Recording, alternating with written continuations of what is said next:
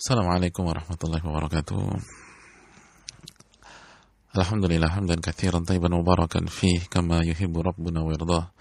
Wassalatu wassalamu ala nabiyyina Muhammad wa ala alihi wa sahbihi wa man sara ala nahjihi bi ihsanin ila yaumiddin wa ba'd. Saudaraku yang Allah muliakan, tidak ada kata yang pantas untuk kita ucapkan pada kesempatan kali ini kecuali bersyukur kepada Allah Subhanahu wa taala atas segala nikmat dan karunia yang Allah berikan dan Allah limpahkan kepada kita. Sebagaimana salawat dan salam semoga senantiasa tercurahkan kepada junjungan kita Nabi kita Muhammadin sallallahu alaihi wasallam beserta para keluarga, para sahabat dan orang-orang yang istiqomah berjalan di bawah naungan sunnah beliau sampai hari kiamat kelak. Allahumma inna nas'aluka ilman nafi'a wa na'udzubika min ilmin la yanfa'. Ya Allah, kami meminta kepada Engkau ilmu yang bermanfaat dan kami berlindung kepada Engkau dari ilmu yang tidak bermanfaat. Dan sebuah kebahagiaan kita bisa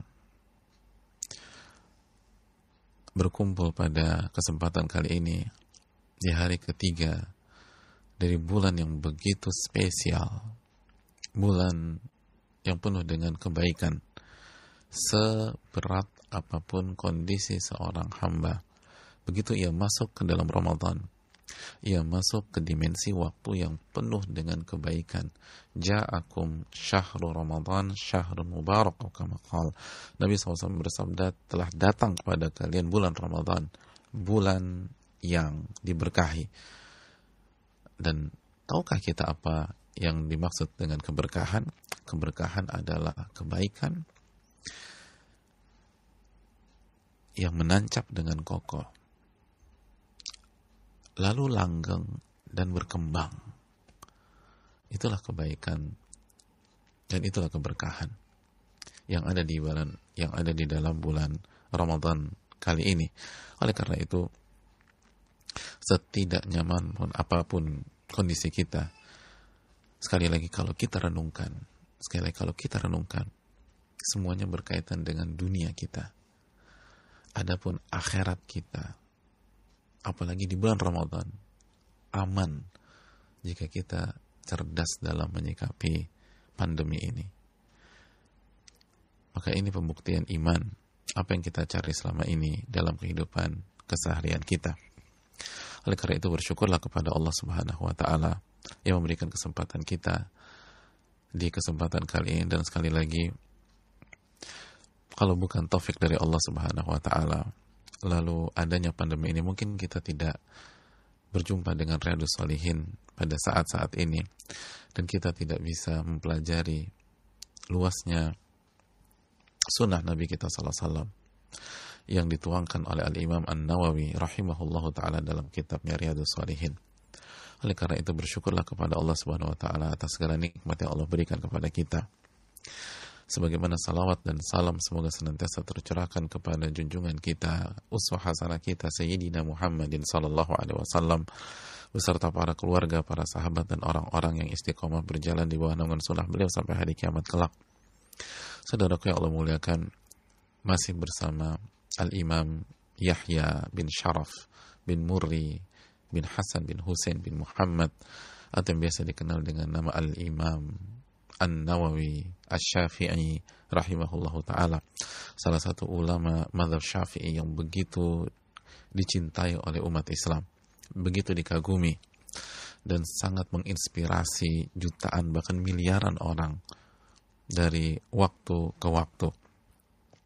Dan saudaraku yang Allah muliakan, semoga Allah Subhanahu wa taala memberkahi beliau, memberikan rahmat kepada beliau dan memaafkan segala khilaf beliau, dan semoga Allah Subhanahu wa taala memasukkan beliau ke jannahnya, dan begitu juga dengan kedua orang tua beliau, orang-orang yang beliau cintai, dan seluruh umat Islam dimanapun berada.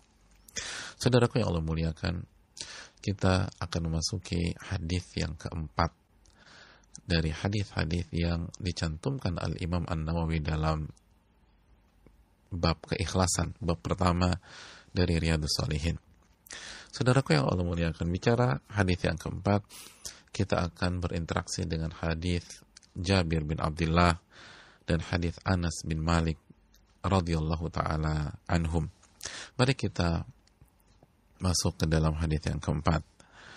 Qala al-Imam an-Nawawi rahimahullahu taala, berkata al-Imam an-Nawawi rahimahullahu taala, wa an Abi Abdullah Jabir bin Abdullah al-Ansari, dari Abu Abdullah Jabir bin Abdullah al-Ansari. Abu Abdullah adalah kunyah dari Jabir bin Abdullah al-Ansari. Mungkin sebagian belum tahu apa maksud kunyah. Kunyah itu seperti ya, apabila di masyarakat kita ada seorang ibu, anaknya ada di SD kelas 2, nama anaknya Ali. Karena namanya anaknya Ali, maka si ibunya ini dikenal oleh teman-teman wali-wali murid yang lain, mamanya Ali. Mamanya Ali kemana sih? Gitu loh. Siapa lagi yang kita tunggu nih? Kan kita harus mulai rapat. Mamanya Ali belum datang. Nah, mamanya Ali itu kunyah. Itu dalam bahasa Arab secara umum itu kunyah. Walaupun dalam dunia perkunyahan itu tidak harus ke anak. Seperti Aisyah. Aisyah Ummu Abdillah. Sedangkan Aisyah kita tahu nggak punya anak. Kita tahu tidak punya anak. Atau Abu Hurairah. Dan seterusnya. Terus secara umum kunyah itu adalah panggilan kehormatan di dunia Arab atau kultur Arab, dan akhirnya digunakan oleh Islam. Dan kalau bahasa kita seperti mamanya Ali, lalu mamanya Aisyah gitu loh. Mamanya Aisyah apa kabar gitu. Itu namanya kunyah. Oke, kita lanjutkan sekilas info saja. Wa an Abi Abdullah Jabir bin Abdullah al-Ansari. Abu Abdullah Jabir bin Abdullah al-Ansari. Qala kunna ma'an Nabi sallallahu alaihi wasallam.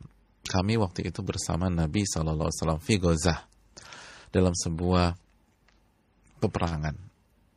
Yang dimaksud peperangan di sini perang Tabuk. Perang Tabuk. Hadirin yang Allah muliakan. Faqal, lalu Nabi sallallahu alaihi wasallam bersabda. Nabi kita sallallahu alaihi wasallam bersabda. Apa sabdanya? Inna bil Madinah. Sesungguhnya di kota Madinah saat ini. Mereka ada di mana? Mereka ada di perjalanan dalam peperangan Tabuk. Nabi berkumpul dengan para sahabatnya yang ikut berjuang bersama beliau. Lalu beliau bersabda, sesungguhnya di kota Madinah saat ini, la rijalan masirtum masira wa laqata'tum wadiya illa kanu ma'akum. Di kota Madinah saat ini ada orang-orang yang apabila kalian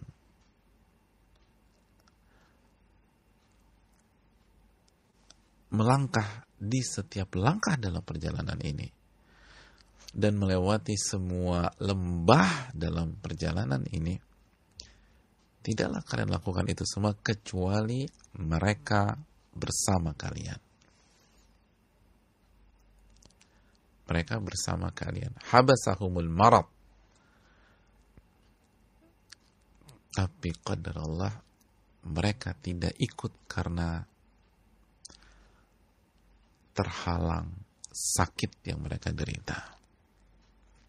Terhalang sakit. Jadi secara hukum mereka bersama kita nih. Tapi kenapa mereka nggak ada? Oh, ternyata mereka sakit, sehingga mereka nggak bisa ikut. Sehingga mereka tidak bisa ikut. Hadirin yang Allah muliakan, kita lanjutkan. Wa fi riwayah, dan dalam riwayat yang lain, illa syarakukum fil ajar, kecuali mereka menyertai kalian dalam pahala. Dalam pahala.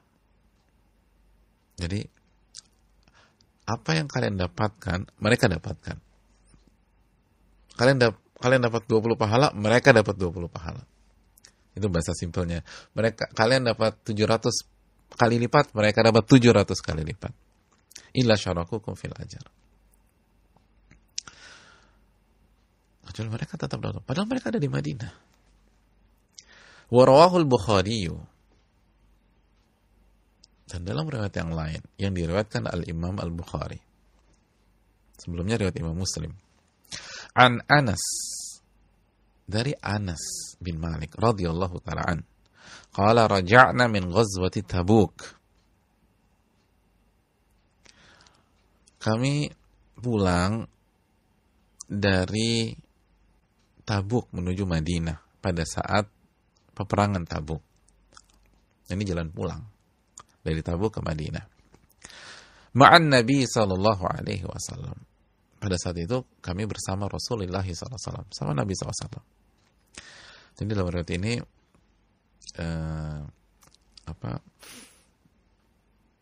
lebih clear, lebih jelas di perang Tabuk. Dan waktu itu bersama Nabi SAW. Dan di perjalanan pulang. Faqal, lalu Nabi SAW di saat perjalanan pulang, beliau bersabda di hadapan seluruh pasukan, seluruh sahabat yang berjuang dengan beliau. Inna aqwaman khalfana bil Madinah. Sesungguhnya ada orang-orang yang tidak ikut bersama kita dan sekarang mereka ada di Madinah. Ada di kota Madinah. Masalakna syi'ban wala wadiyan illa wahum ma'ana. Habasahumul udhru. Tidaklah kita melewati jalan apapun, kaki bukit atau lembah, kecuali mereka bersama dengan kita. Mereka bersama dengan kita.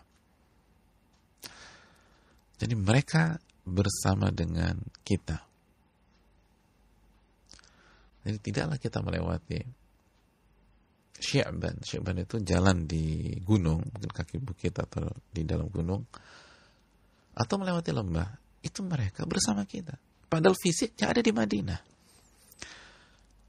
Kenapa mereka nggak ada secara fisik? Habasahumul udhru. Karena mereka tidak bisa ikut disebabkan alasan syar'i. Alasan syar'i. Dalam hadis ini lebih global. Alasan syar'i itu macam-macam. Sakit, nggak punya uang, atau karena tugas. Sekilas info, Ali bin Abi Thalib nggak ikut karena disuruh jaga kota Madinah. Padahal nggak sakit. Padahal punya uang. Jadi semua alasan syar'i. Hadirin yang Allah muliakan, inilah hadis yang menjadi menu kita pada kesempatan kali ini. Hadis yang luar biasa. Sebelum kita masuk ke hadis yang begitu spesial ini, sebagaimana biasa, mari kita berkenalan dengan sahabat yang meriwayatkan hadis ini kepada kita. Yang pertama adalah Jabir bin Abdullah Al-Ansari. Jabir bin Abdullah Al-Ansari. Beliau adalah sahabat Nabi SAW dan ayahnya pun juga sahabat Nabi SAW. Masya Allah ya.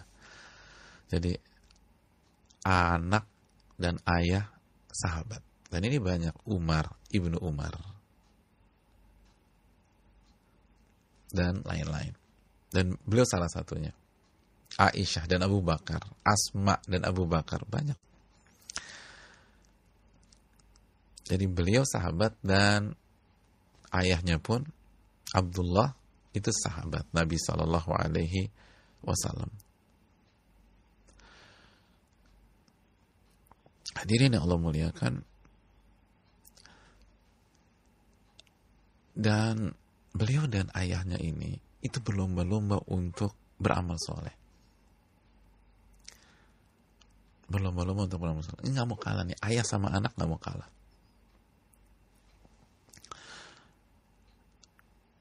Hadirin yang Allah muliakan,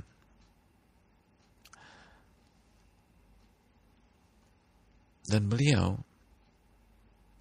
juga termasuk orang-orang yang mengikuti Bai'at Ridwan. Dan ada pada saat hari Hudaybiyah. Terlalu panjang kalau kita bahas, tapi jadi gambaran umumnya aja ya. Kalau ada yang kepo atau penasaran, coba abis selesai kajian ini googling Hudaybiyah itu apa sih, Baitur Ridwan apa. Dan Baitur Ridwan sempat kita bahas di kajian sore. Nah, Jabir ada pada hari itu. Dan di hari itu Nabi SAW bersabda, antum khairu ahlil ard. Kalian di hari Hudaybiyah, Nabi menyatakan kepada sahabat-sahabat yang ikut beliau di hari Hudaybiyah, antum khairu ahlil ard. Kalian adalah sebaik-baik penduduk bumi. Hadis Bukhari dan Muslim. Dan Jabir ada pada hari itu. Jadi Jabir termasuk yang terbaik di tengah-tengah penduduk bumi. Hadirin yang Allah muliakan. Dan beliau adalah orang yang sangat semangat dalam belajar. Nah, ini kunci beliau. Ini sosok sangat semangat dalam belajar dan menyampaikan ilmu. Hadis yang beliau riwayatkan dari Nabi SAW itu mencapai 1540 hadis. 1540 hadis. Dan sangat semangat belajar. Makanya Allah angkat, yarfa'illahu alladhina amanu minkum walladhina utul ilma darajat. Dan hadirin yang Allah muliakan, bahkan diriwayatkan itu beliau di akhir-akhir usia beliau, udah tua nih, di akhir-akhir umur beliau, dan beliau tuh meninggal kalau nggak di tahun 73, ada yang mengatakan 77, ada yang mengatakan 79. Jadi udah lama tuh. Itu masih di akhir-akhir, udah tua, masih pergi ke Mekah hanya untuk mendengarkan dan mencari hadis, lalu begitu dapat pulang lagi ke Madinah, ke Mekah hanya untuk mendengar hadis Nabi SAW, hanya untuk mendapatkan hadis Nabi SAW. Lalu begitu dapat, balik lagi ke Madinah, balik lagi ke Madinah. Dan semangatnya nggak manja, nggak bilang, oh jauh, habis kajiannya jauh sih, aku kan ini Madinah Mekah 450 kilo, nggak ada mobil, nggak ada bus, apalagi kereta seperti hari ini. Dan udah tua, subhanallah. Hadirin yang Allah muliakan, itu Jabir bin Abdullah. Adapun perawi yang kedua, Anas bin Malik bin Nadhr radhiyallahu ta'ala an, atau yang biasa dikenal dengan asisten Rasul sallallahu alaihi wasallam, khadimnya Rasul. Kalau bahasa simpel, pelayannya Nabi SAW, tapi yang betul-betul asisten yang lebih enak bahasanya. Beliau dari kecil dibawa sama ibunya. Ada yang tahu siapa ibunya? Ya, Ummu Sulaim. Itu dibawa sama ibunya ke Rasul sallallahu alaihi wasallam. Masih kecil. Dan ini pelajaran bagi kita. Lalu ibunya mengatakan, ya Rasulullah, hadza ibni wa huwa gulamun katib. Ya Rasulullah, ini anakku. Dia ini masih kecil, tapi dia bisa menulis. Dia bisa nulis, dia bisa baca, dia bisa tulis. Yakhdimuka. Dan aku serahkan kepada engkau. Tugasnya melayani engkau. Allahu Akbar. Tugasnya anak melayani engkau. Subhanallah. Tugasnya ini anak melayani engkau.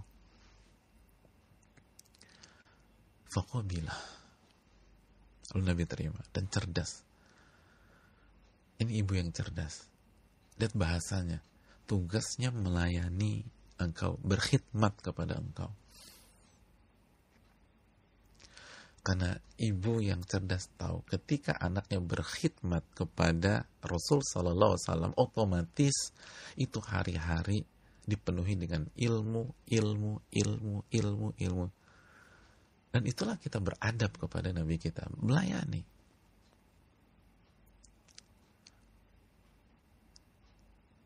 Bayangkan, ibu berani bilang gitu, ini anak saya nih, buat engkau. Udah, mau diapain terserah deh. Tugasnya melayani engkau ya Rasul. Subhanallah. Siapa di antara kita gitu? Datang ke gurunya, ini anak saya udah kasih. Terserah mau diapain, tugasnya melayani engkau.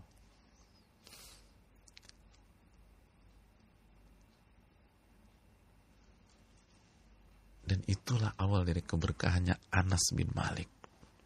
Ini ibu yang cerdas tuh tahu bagaimana harus melangkah.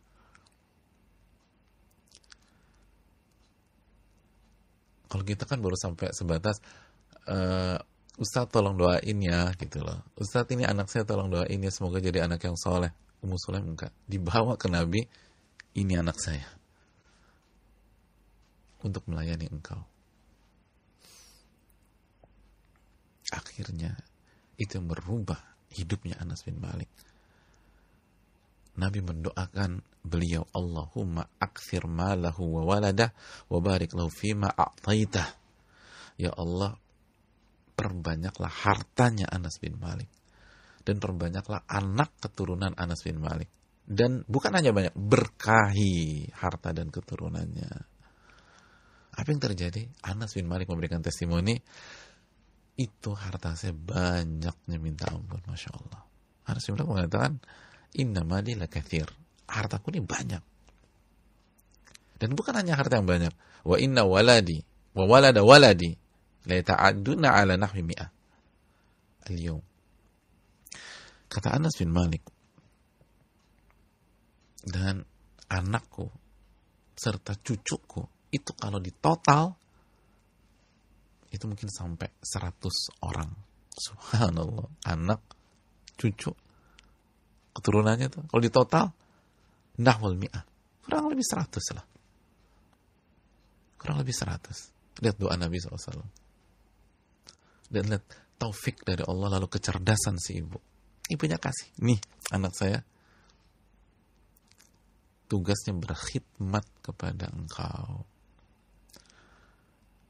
berkhidmat kepada engkau, apa aja lakukan. Dan benar, ini bukan basa-basi, ini bukan basa-basi.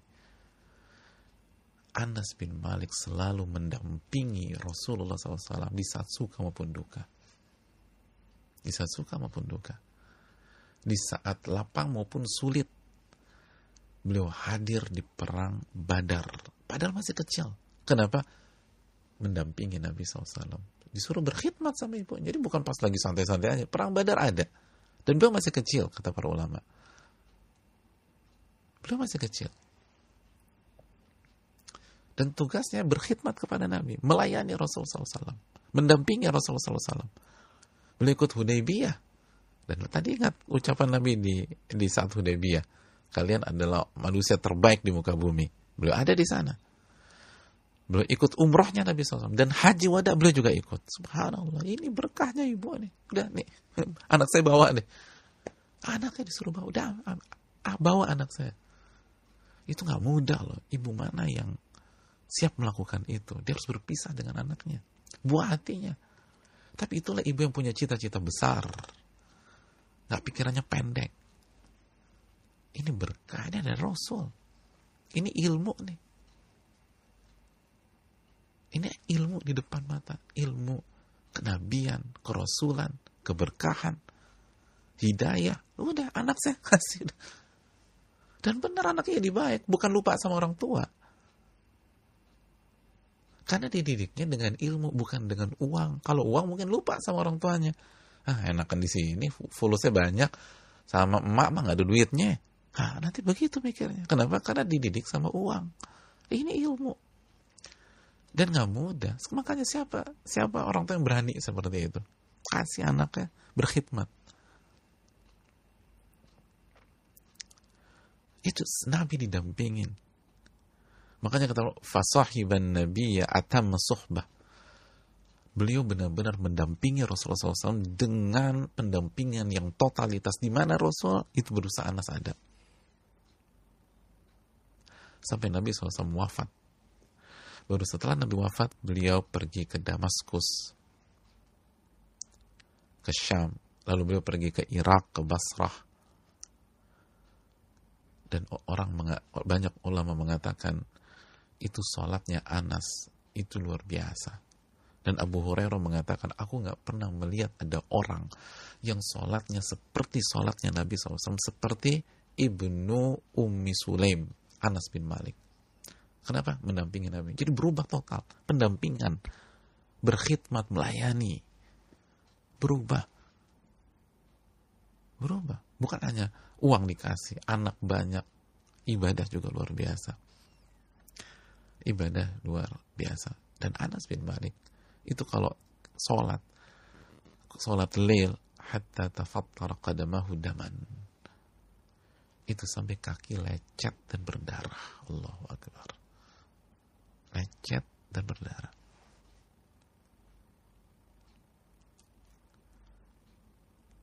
Karena alas nggak seperti sempuk sekarang, nggak ada permadani, nggak ada karpet Turki, nggak ada segala macam, kasar, berdarah. Subhanallah.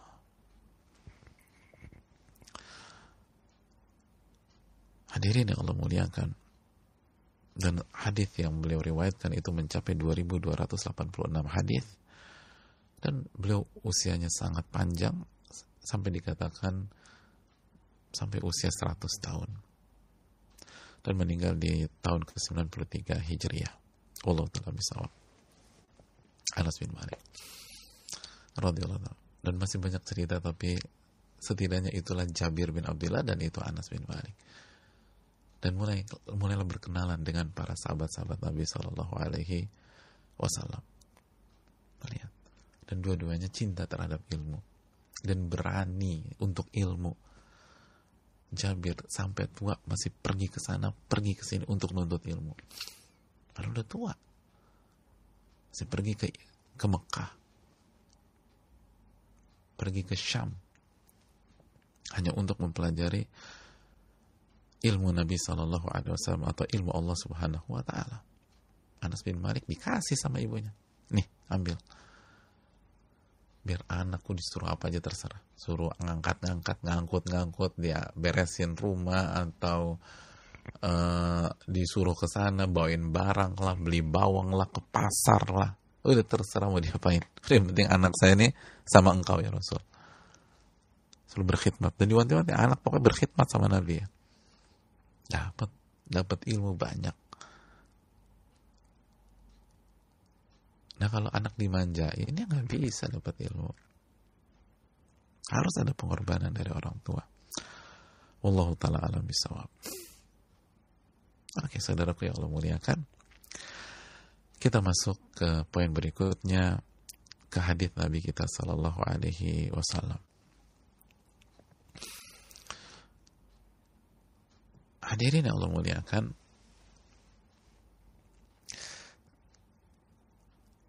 hadis ini memberikan pelajaran kepada kita bahwa orang yang memiliki niat yang ikhlas dan niat yang bulat, yang kokoh untuk mengerjakan sebuah amal soleh,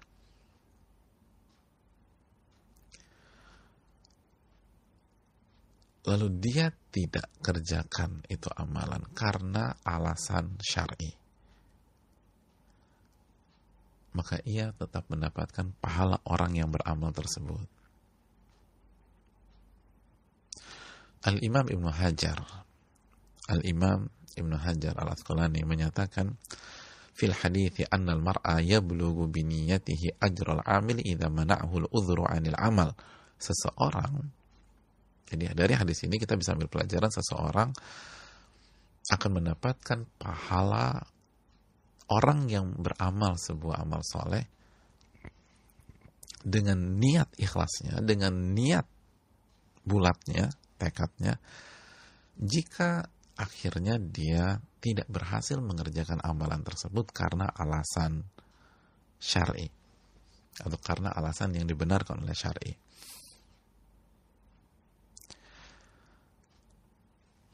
Jadi ini pelajaran berharga. Ini pelajaran berharga. Dan inilah lagi-lagi kaidah yang kita sebutkan dari awal pembahasan tentang niat. Ta'allamun niyah fa innaha ablagu minal amal. Pelajarilah niat. Karena niat itu seringkali lebih cepat sampai daripada amal itu sendiri. Mengalahkan amalan itu sendiri. Artinya apa? Secara fisik, secara zahir, kita gagal beramal, tapi dengan niat, kita dapatkan pahala tersebut. Kita dapatkan pahala itu. Ini hadisnya. Dan terapkan dalam kehidupan kita sehari-hari. Terapkan dalam kehidupan kita sehari-hari. Di saat-saat ini. Kita yang udah niat pengen tarawih di masjid atau sholat di masjid, tapi qadar Allah ada kondisi seperti ini, dan ini arahan para ulama dunia.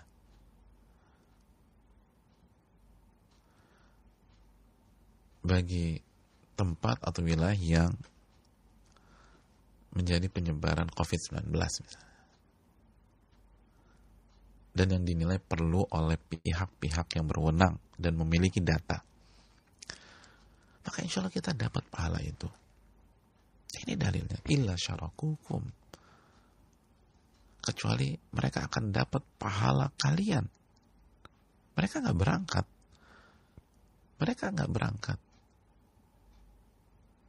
tapi mereka nggak bisa berangkat bukan nggak mau, bukan nggak suka, bukan menghindar, bukan cari-cari alasan. Mereka nggak berangkat karena uzur. Dalam riwayat Bukhari, dalam riwayat Muslim tadi, habasahumul marad, karena sakit. Bukan nggak mau, sakit. Dan lihat Nabi SAW mengungkapkan dengan kalimat dan bahasa yang dalam. Masirtum masiran wala qata'tum wadiyan. Tidaklah kalian melewati sebuah jalan atau melewati sebuah lembah.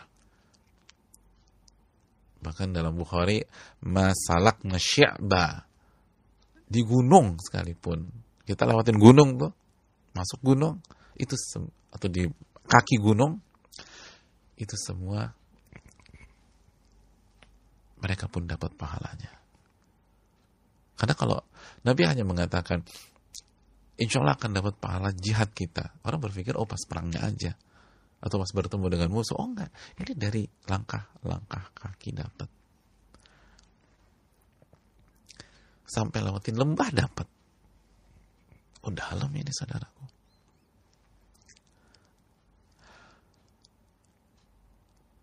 Jadi jangan berkecil hati. Oleh karena itu, sebagaimana yang sempat kita sampaikan, memang di Ramadan kali ini kita lebih terbatas atau kita dibatasi. Tidak sebebas Ramadan yang lalu. Tapi kalau kita renungkan, pembatasan tersebut hanyalah pembatasan amalan-amalan fisik. Itu pun gak semuanya. Kita masih bisa baca Quran, kita masih bisa sholat tarawih di rumah, kita masih bisa puasa. Dan yang dibatasi adalah amalan-amalan fisik.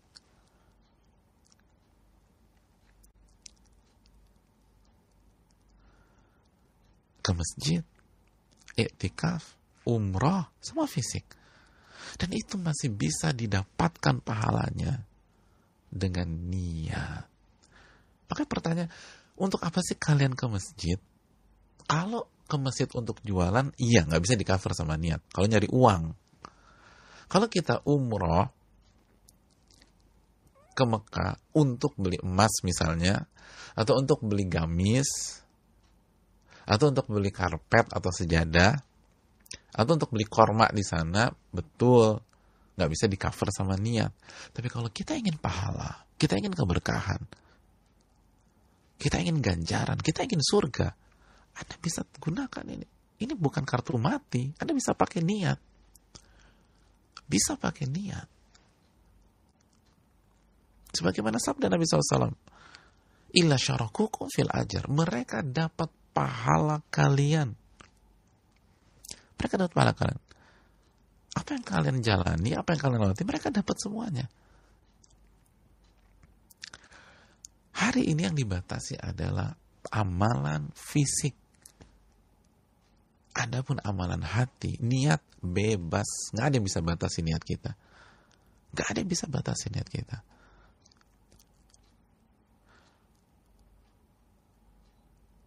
Lalu apa yang membuat kita larut dalam kesedihan? Larut.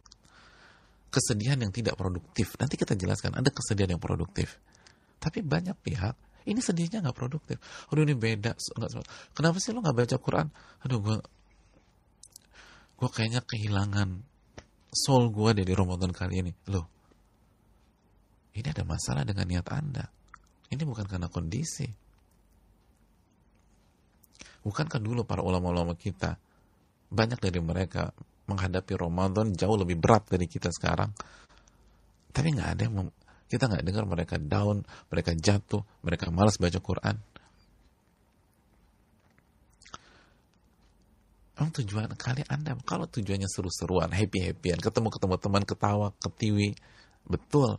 Tapi kalau tujuan kita pahala, dapat. Nggak ada yang tercegah. Illa syarakukum fil ajar. Niat kita pengen ke masjid, niat kita pengen iktikaf, niat kita pengen umroh dan benar jujur sama Allah. Jujur sama Allah Subhanahu wa ta'ala. Sebagaimana dikatakan para ulama, ini adalah tentang kejujuran. Ini tentang kejujuran.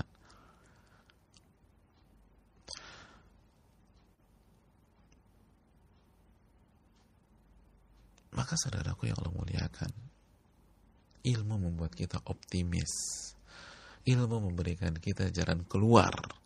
Ilmu memberikan kita solusi. Sehingga kita dapat pahala dari amalan-amalan yang kita tidak lakukan. Wallahu ta'ala alam bisawab. Itu yang pertama. Pelajaran yang kedua.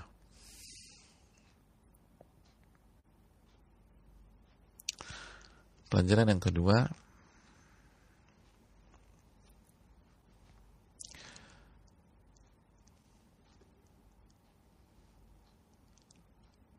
hadis ini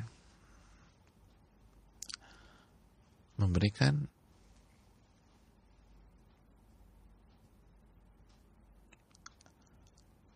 pelajaran kepada kita bahwa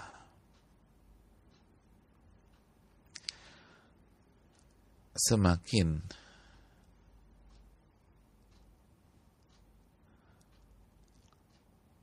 sedih dan menyesal karena tidak bisa mengerjakan sebuah ibadah karena alasan syar'i, maka semakin banyak mendapatkan pahala.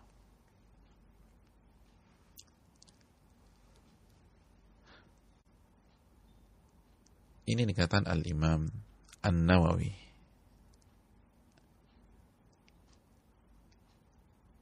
rahimahullah dalam Syarah Muslim.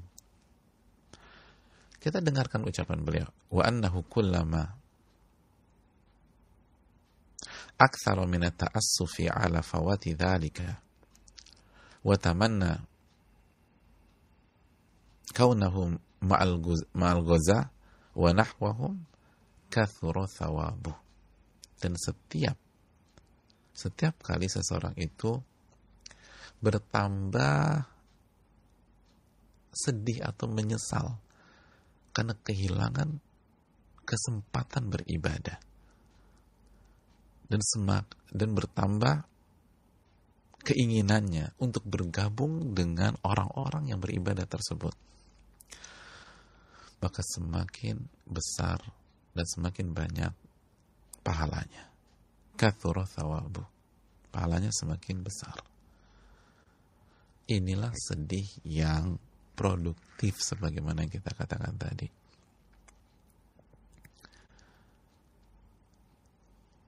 Dan tidak ada kontradiksi dengan bahagia, misalnya dengan masuknya bulan Ramadan. Karena ulama kita mengatakan seperti yang dijelaskan Syekh Ibrahim Ar-Ruhaili dalam menjalani sebuah episode takdir kehidupan, seringkali seorang muslim itu harus memainkan lebih dari satu amalan hati.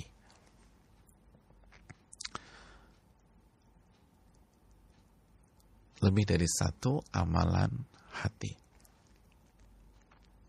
Jadi bisa jadi dia harus gembira di satu sisi, karena Allah suruh kita gembira ketika datang atau mendapatkan hidayah, mendapatkan Al-Quran, mendapatkan iman, kedatangan Ramadan. Qul bifadlillahi wa birahmatihi fabidzalika falyafrahu wa khairun mimma yajma'un. Katakanlah, hendaklah mereka bergembira dengan karunia Allah dan rahmat Allah. Apa karunia dalam ayat tersebut? Ada yang masih ingat? Surat apa itu? Sebelum kita bicara tafsir, itu surat apa? Surat Yunus ayat 58. Apa makna karunia? Iman, Islam.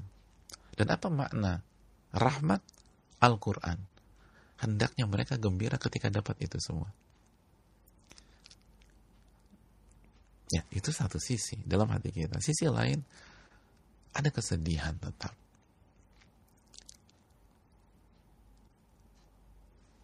Nggak bisa ke masjid. Tapi ketika ini digabungkan menjadi satu paket, maka akan menjadi paket yang produktif dan dahsyat luar biasa.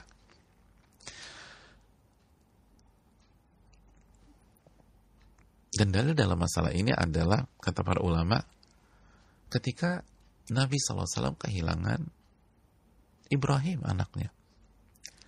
Kan Nabi mengatakan, innal aina la tadma. Mata ini meneteskan air mata.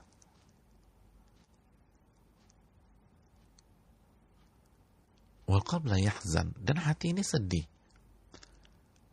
Jadi Nabi sedih.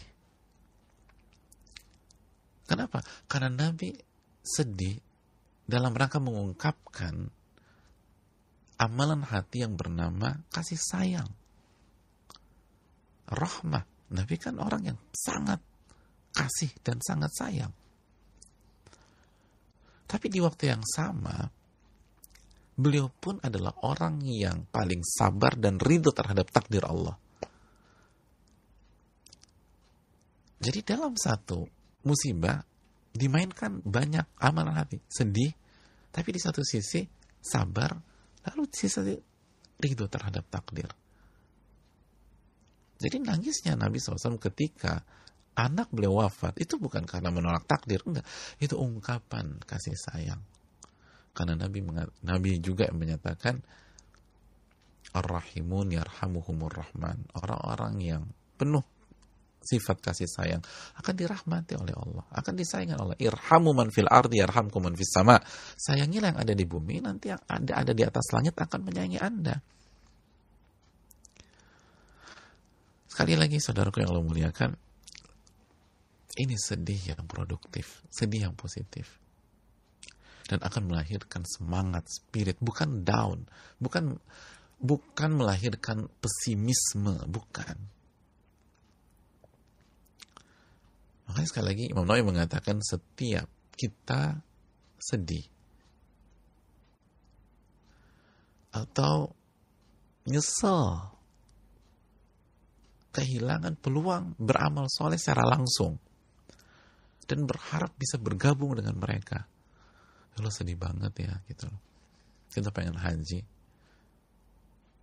di tahun lalu misalnya, kalau dulu nggak berhasil berangkat, terus pas di tanggal 8 orang-orang masuk Mina, tanggal 9, tanggal 10, tanggal 11 kita buka YouTube atau kita cek ke channel resmi panitia haji, terus kita lihat bagaimana orang itu di Arafah angkat tangan, terus itu nggak tertahankan, kita nangis, kita sedih, terus kita bilang saya pengen ada di sana ya Allah, saya pengen ada di sana, saya ingin gabung sama mereka.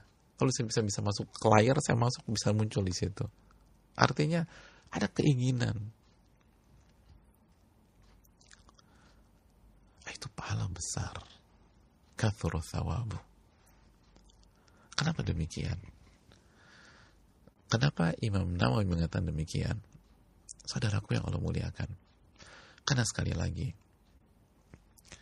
hadis ini tidak bisa dipisahkan dengan kejadian yang terjadi sebelum Nabi berangkat ke perang Tabuk.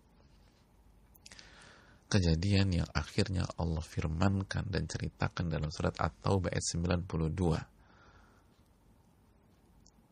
Jadi hadis ini ada sangat berkaitan dengan surat At-Taubah ayat 92. Dan ini juga dijelaskan para ulama tafsir seperti Al-Imam Ibnu Katsir dan lain-lain. Ketika itu saudaraku, Nabi belum berangkat ke Tabuk. Beliau masih ada di Madinah. Beliau didatangi oleh sebagian sahabat-sahabatnya. Dalam riwayat ada 7 orang.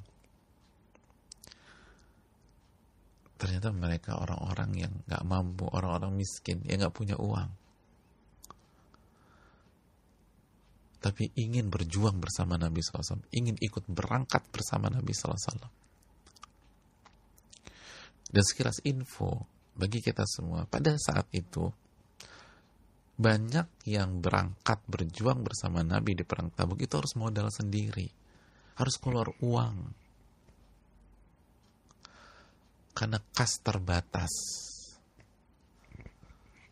Nabi SAW tidak bisa membiayai seluruh sahabat yang ingin berangkat, kas terbatas. Jadi para sahabat yang ikut itu banyak yang modal sendiri, dan yang nggak punya uang datang ke Nabi SAW, datang kepada Nabi SAW. Kenapa mereka datang? Cari-cari alasan atau mengucapkan selamat tinggal, selamat jalan. Nabi selamat jalan ya, kita stay di sini. Semangat Nabi, semangat gitu loh. Padahal dalam hatinya lega, alhamdulillah gue gak ikut. Wong ini mau berhadapan dengan musuh besar. Bukan itu. Mereka tidak berpikir demikian.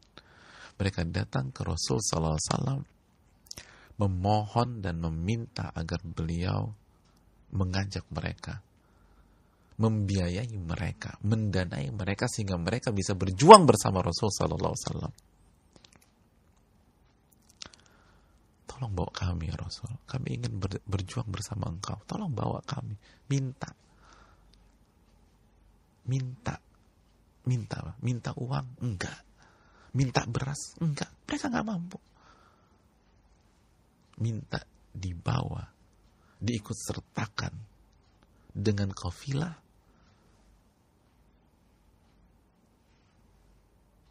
yang kemungkinan kembalinya ke Madinah 50-50. Namanya juga berjuang, namanya juga jihad.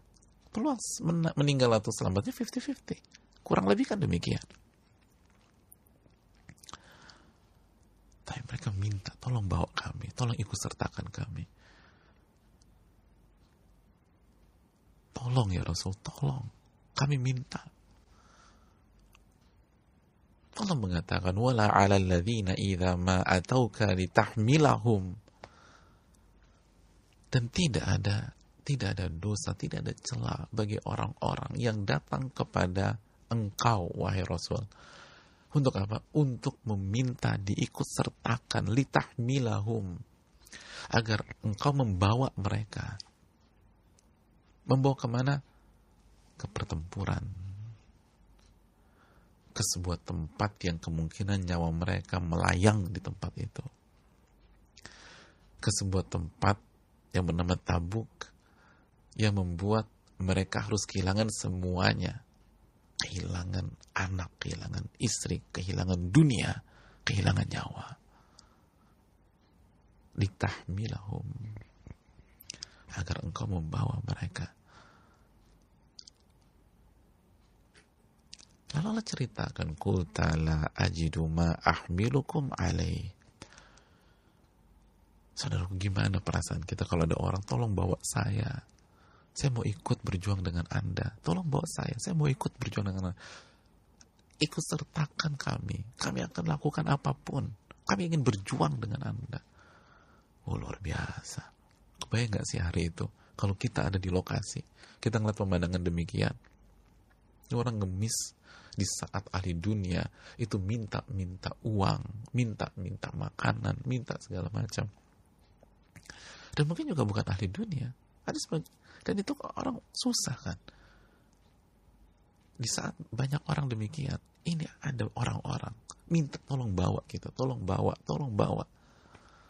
Oh, subhanallah.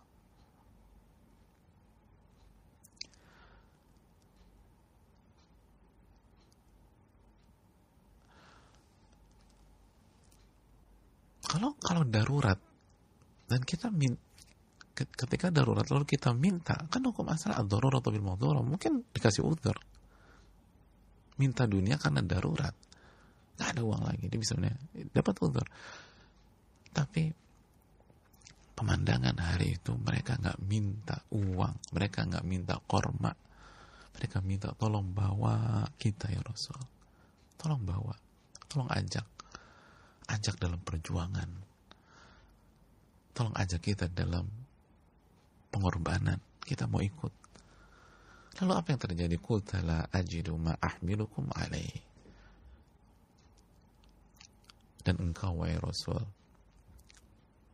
merespon mereka dengan mengatakan, mohon maaf sekali lagi, saya nggak ada dana untuk mengikut sertakan kalian. Saya nggak ada dana untuk mengikut sertakan kalian. Udah nggak bisa. Sudah tidak bisa. Ini nggak mudah.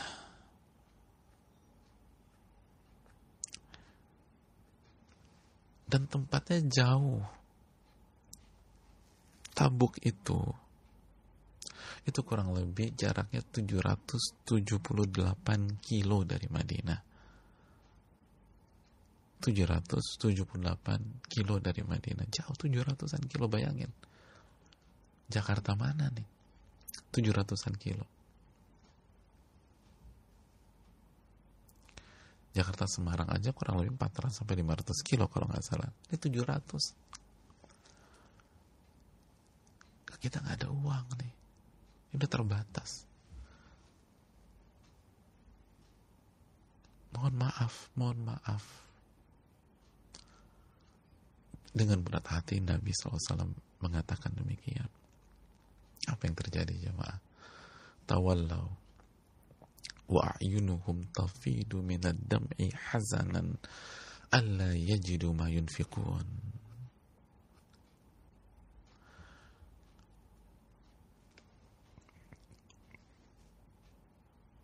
Itu kalimat-kalimat yang begitu santun dari Nabi SAW. Ibarat pisau yang mengoyak hati mereka. Sakit. Akhirnya mereka pamit sama Nabi SAW. Tawallaw. Lalu mereka berjalan pulang ke rumah mereka masing-masing. Dan Allah ceritakan di dalam Al-Quran apa yang terjadi pada saat mereka pulang ke rumah mereka masing-masing. Tawallaw wa a'yunuhum tafidhu minad dam'i hazanan alla yajidu ma yunfiqun. Mereka pulang ke rumah mereka dengan kondisi nangis. Allah, nangis. Nangis. Tawallaw ayunhum tafidhu minad dam', dan mata mereka nggak kuasa untuk menahan air mata tersebut. Keluar, keluar, keluar.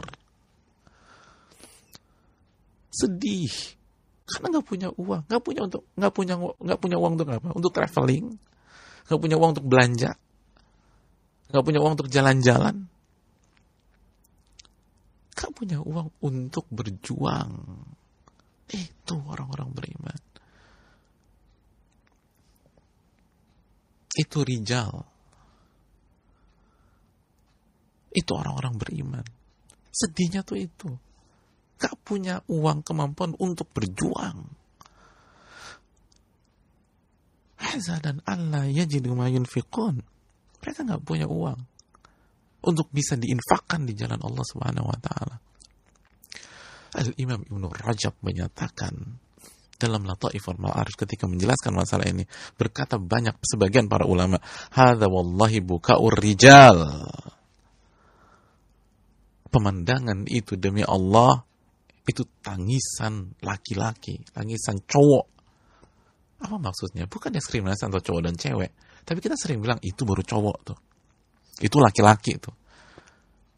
Sekali lagi bukan diskriminasi, tapi maksudnya adalah itu orang-orang beriman, itu para pejuang, itu patriot. Nah itu nangisnya tuh begitu. Mereka nangis, tapi kenapa mereka nangis? Why? Kenapa? Limadha? Kenapa orang nangis itu? Mereka nangis baku ala faqdihim warahil yatahammaluna alaihi ilal maut fi mawatin turaqud fiha dima fi sabilillah. Mereka nangis karena mereka nggak bisa ikut dengan sebuah kafilah yang mengantar mereka kemungkinan ke kematian, mengantarkan mereka ke tempat yang menjadi tempat darah itu tumpah. Subhanallah.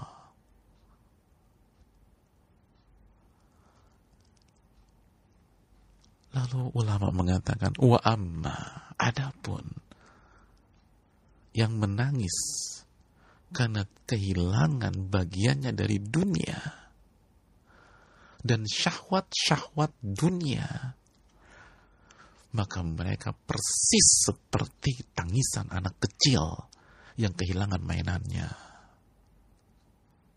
Subhanallah. Kita yang nangis karena kehilangan dunia. Itu kata para ulama, bukan kata saya, kata para ulama. Itu kayak anak kecil yang nangis ketika mainannya diambil. Nangis tuh anak kecil. Mainannya diambil, nangis. Ah, itu anak kayak dia, kata para ulama. Kalau isunya adalah tentang uang, kalau isunya tentang dunia, orang-orang beriman tidak demikian. Para pejuang tuh gak berpikir demikian. Tapi bagaimana itu dunia mereka pakai di jalan Allah Subhanahu wa taala. Kaya gak ada masalah. Tadi perawi hadis ini kaya. Anas bin Malik kita katakan tadi kaya. Tapi kemana harta itu digunakan? Dan lihat orang-orang miskin di zaman Nabi. Gak baper dengan kekayaan orang kaya. Gak tertarik. Mereka dalam hadis ini gak peduli orang kaya itu punya apa. Yang mereka, isu dari mereka adalah, ajak saya ya Rasul, ajak saya mau ikut juga. Kata Rasul, mohon maaf gak bisa nih, udah full, gak ada uang. Nangis ya Allah, nangis. Tapi itu laki-laki itu nangis begitu.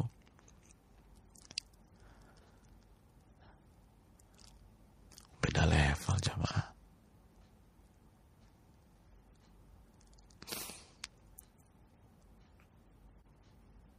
Tangisan mereka diabadikan di dalam Al-Quran, difirmankan oleh Allah, dan terus termaktub di Al-Quran sampai nanti hari kiamat atau menjelang hari kiamat.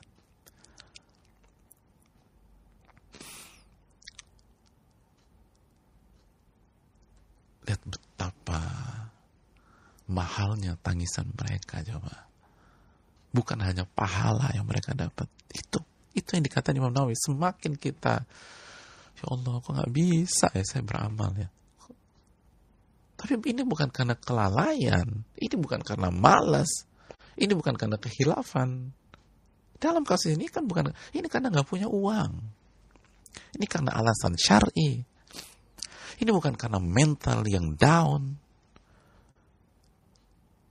Ini bukan karena jiwa yang rapuh dan lemah. Ini karena nggak punya uang. Alasan syar'i. Nggak punya uang. Pengen ikut. Kayak bisa. Nangis. Mereka lah orang-orang yang mendapatkan, tidaklah satu langkah kalian derapkan, mereka dapat pahalanya. Kalian lewat lembah, mereka dapat pahalanya.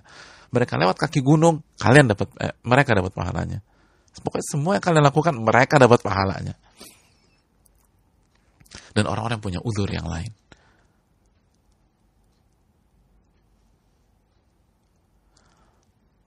Tentang itu mereka kita baca sampai hari ini. Termaktub dalam surat At-Taubah ayat 92. Dan terus kurang berkah apa nangis.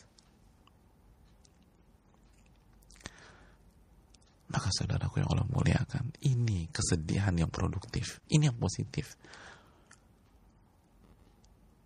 Digabungkan dengan iman kepada takdir. Dan ingat alasan syar'i. Oleh karena itu jamaah sekalian, hadis ini harus menjadi motivasi dan pembakar semangat kita di hari-hari ini.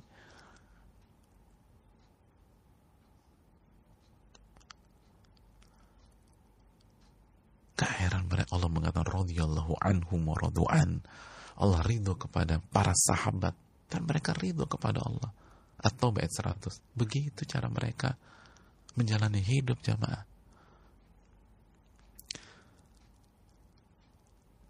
Dan marilah kita meladani mereka dengan segala keterbatasan kita.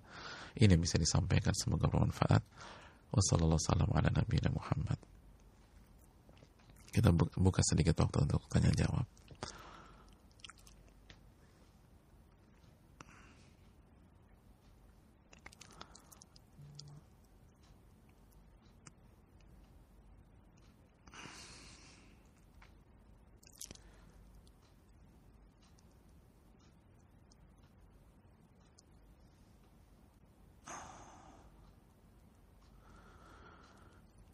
Bismillah, Afan Pak Ustadz mau bertanya, jika ada seorang ibu niat awal ingin fokus mendidik anak sesuai dengan tuntunan Allah dan Rasulnya Sallallahu Alaihi Wasallam, walau ilmunya minim tapi diusahakan dengan terus belajar ilmu parenting, kemudian fokus yang kedua untuk belajar adab dan bahasa Arab. Setelah itu di tengah perjalanan dia lupa tujuan akhirnya karena ujian dan hatinya disibukkan oleh fitnah cobaan. Pertama, yang menjadi pertanyaan Ana, bagaimana caranya agar ibu itu fokus pada dua hal tersebut dan mendapat ridha Allah Subhanahu wa taala. Saudaraku yang Allah muliakan,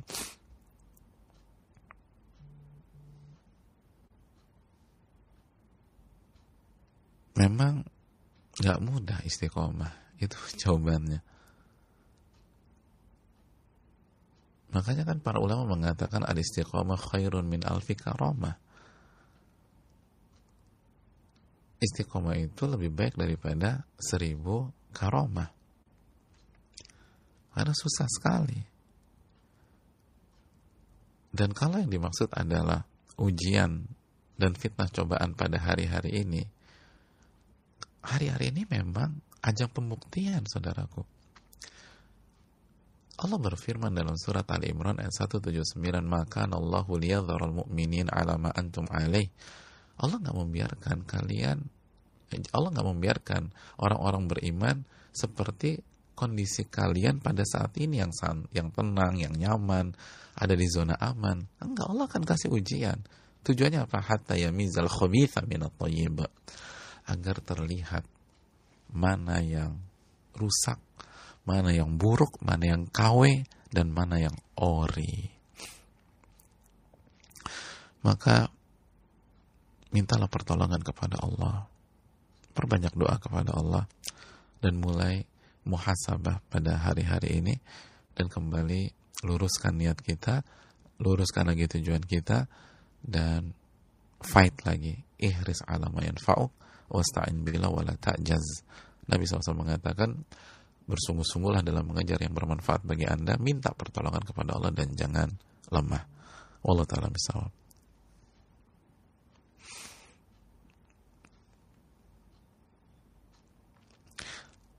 Assalamualaikum warahmatullahi wabarakatuh. Waalaikumsalam warahmatullahi wabarakatuh. Semoga kita selalu dilimpahkan rahmat oleh Allah. Amin ya rabbal alamin. Saya ingin bertanya Ustaz, terkadang kita ingin selalu membenarkan niat dan mencoba untuk ikhlas mengharapkan hanya wajah Allah dalam ibadah ataupun melakukan amal baik, tapi terkadang terbesit di dalam hati ingin riya, ingin dipuji, dan niat yang tidak mengharapkan Allah. Bagaimana caranya Ustadz menghadapi hati yang terkadang ada sesuatu yang membisikkan selain untuk mengharapkan Allah? Ini selalu saya alami Ustadz. Saya takut berdosa dan amalan saya tidak diterima Allah dan takut menjadi orang-orang munafik. Barakallahu fikum. Ya, terima kasih atas pertanyaannya. Yang pertama, ikhlas itu mahal. Ikhlas itu mahal. Dan butuh perjuangan tanpa batas. Itulah ucapan para ulama, seperti ucapan Al-Imam Daruqutni, imam besar. Imam Daruqutni mengatakan, talabna al-ilma li ghairillah fa'aba an yakuna illa lillah. Dulu tuh kita awal-awal belajar, dulu kita awal-awal menuntut ilmu, niatnya itu bukan karena Allah. Lalu dalam prosesnya, ilmu itu enggan kecuali tertuju kepada Allah. Artinya dengan melalui proses waktu dan terus istiqomah, mulai deh yang menyimpang lurus lagi. Itu butuh waktu.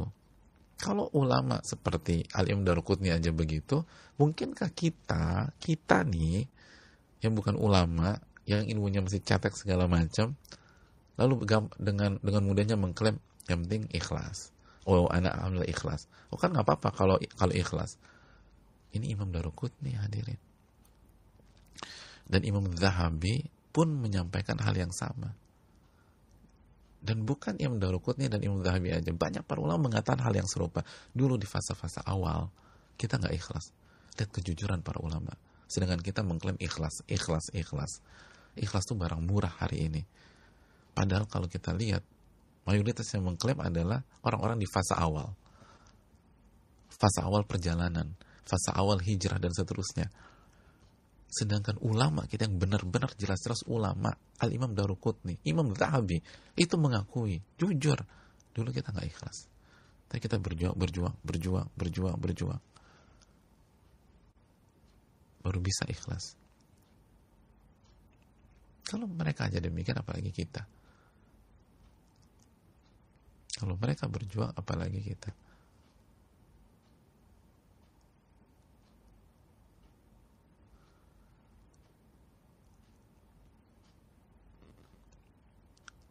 Kita terlalu gampang. Makanya kan kita ingatkan, Imam Ibn Abi Mulaikah mengatakan, adraktu 30 ashabin Nabi SAW kulluhum yakhafu nifaq ala nafsi. Aku bertemu dengan 30 sahabat Nabi, semuanya khawatir kemunafikan, tidak ikhlas. Dan yang ditemui Imam Ibn Abi Mulaikah itu nama-nama besar. Dijelaskan Ibnu Hajar dalam Fathul Bari, bisa dicek dalam Tahdhibul Kamal dan buku-buku yang lain. Dan dalam Tahdhibul Kamal dari Mizzi, itu ketemu Aisyah radhiyallahu ta'ala anha, Ibnu Abbas, Ibnu Umar.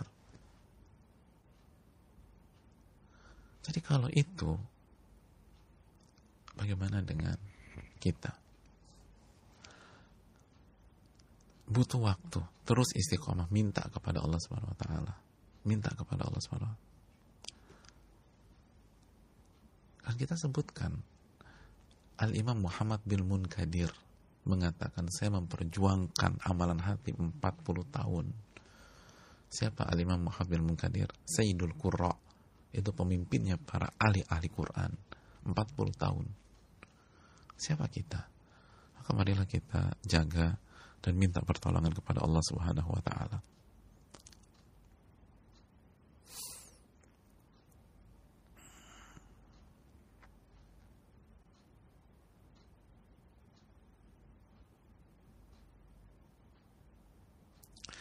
Assalamualaikum warahmatullahi wabarakatuh. Waalaikumsalam warahmatullahi wabarakatuh. Semoga Allah Subhanahu wa taala merahmati Pak Ustadz, keluarga, tim, seluruh umat Islam. Amin ya rabbal alamin. Semoga Allah mengampuni dosa-dosa kita, menerima amal saleh kita dan menjaga hati kita. Amin ya rabbal alamin. Begitu juga yang bertanya. Bismillah, afan izin bertanya Ustadz, jika kita berniat ingin berhaji, kita menabung tapi kalau Allah agak nggak terkumpul habisnya harta kita pun di jalan Allah. Lalu lewat musim haji, lalu berlalu ya musim haji dan kita tidak berangkat karena uangnya tidak cukup, apakah kita tetap dapat pahala haji karena niat kita? Jazakallahu khairan. Pada dasarnya insya Allah dapat sebagaimana hadis di atas, tapi yang perlu kita camkan habisnya gimana nih, karena haji fardu ain kan, walaupun fardu ain bagi yang mampu ya, man istata'a ilaihi sabila, bagi yang mampu berangkat ke tanah suci. Tapi artinya karena haji adalah hukumnya wajib dan haji menjadi rukun Islam yang kelima, maka hendaknya kita prioritaskan. Artinya harus nabung gitu loh, nabung, karena ini wajib ain sekali dalam seumur hidup. Walaupun kalau kita meninggal dan kita tercatat nggak mampu, nggak ada masalah, tapi harus ada skala prioritas untuk haji karena ini rukun Islam yang kelima. Dan insya Allah kekumpul, insya Allah, asal kita prioritaskan. Dan ini untuk haji kita nabung bukan untuk jalan-jalan, nabung untuk bukan beli barang, bukan beli mobil atau motor, kita nabung untuk haji. Insya Allah mudahkan. Terus setelah itu baru amalan-amalan sunnah dan fardu kifayah lainnya. Wallahu ta'ala bishawab.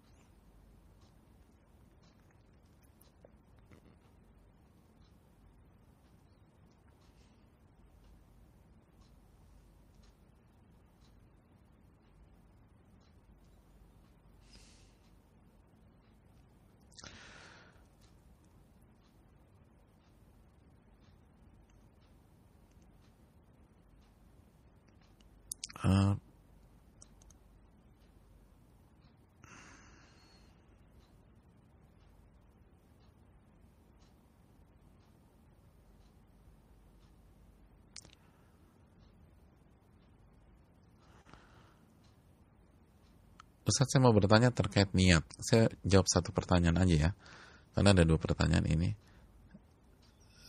Karena salah satunya panjang. Bolehkah merubah niat? Contohnya seperti ini, saya pernah berniat di malam hari ingin berpuasa sunnah Senin Kamis esok hari, namun ternyata keesokannya saya baru ingat sepertinya puasa Ramadan saya belum lunas. Kemudian saya ingin mengganti amalan puasa hari tersebut menjadi puasa qada saja. Bolehkah seperti itu Ustadz? Syukran wa jazakallahu khairan Ustadz. Ya, terima kasih atas pertanyaannya. Merubah niat pembahasannya cukup panjang di dalam ilmu fikih, dalam kaidah fikih pertama, al-umur bimaqasidiha. Jadi pembahasannya cukup panjang. Intinya bisa ya, bisa tidak. Nggak semuanya bisa, nggak semuanya enggak. Contoh dalam kasus ini, kalau misalnya kita ingin rubah setelah masuk waktu subuh, jadi ingatnya nih jam 6, jam 7, jam 8, baru kita mau rubah ke puasa qada, Allah ta'ala tidak bisa. Kenapa? Karena untuk puasa wajib, untuk puasa Ramadan atau mengqadha butuh niat dari malam.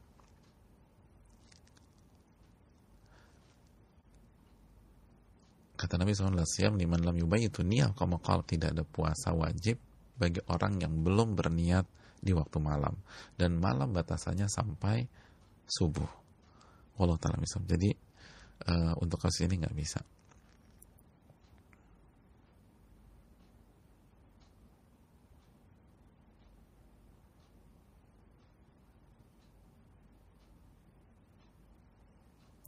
Assalamualaikum warahmatullahi wabarakatuh. Waalaikumsalam warahmatullahi wabarakatuh. Ustadz, saya dan suami hidup cukup sederhana, namun kami sangat berkeinginan setiap tahun bisa berumrah setiap tahun karena sangat-sangat rindu beribadah dan berada di tanah haram. Kemudian sangat rindu untuk bisa berhaji. Kami sudah berencana untuk membayar DP ONH Plus dari pemasukan A, tapi kalau pemasukan tersebut turun lebih lama dari yang kami perkirakan, dan ini sudah 2 kali terjadi. Kami ridho dengan takdir Allah, namun tentu ada rasa sedih karena belum bisa haji dan berumrah lagi. Berarti udah pernah haji belum ya? Apakah hadis hari ini juga berlaku untuk kami? Barakallahu fikum barakallah. Pada dasarnya kalau belum pernah haji ya, ini kalau belum pernah haji, pada dasarnya umrah sebelum haji diperbolehkan. kita umroh dulu padahal kita belum haji, itu boleh. Dalilnya adalah itu praktek Nabi SAW. Nabi umrohnya berapa kali? 4. Nabi umrohnya 4 kali. Dan Nabi hajinya sekali. Dan haji beliau yang satu-satunya itu dilakukan setelah 3 kali umroh. Jadi diperbolehkan. Hanya saja dengan kondisi kita kayak gini susah dan lain sebagainya, maka kalau kita sudah umroh sekali, maka kalau bisa target berikutnya haji. Uang untuk umroh dialokasikan ke ONH saja, karena ONH mahal sekarang, nggak mudah. Jadi kalau uangnya udah mau kumpul dipakai buat umroh, ya kapan hajinya? Kalau kondisi kita kan hidup sederhana, hanya kondisi kita cukup sederhana. Jadi setelah udah umroh, doa di sana, lalu misi berikutnya haji. Tawakal kepada Allah, berusaha. Kalau ternyata kita udah berusaha terus belum berangkat juga, insya Allah hadis ini bagian dari kita, atau sebaliknya ya, kondisi kita bagian dari hadis ini, insya Allah taala. Ini bisa disampaikan. Makasih banyak.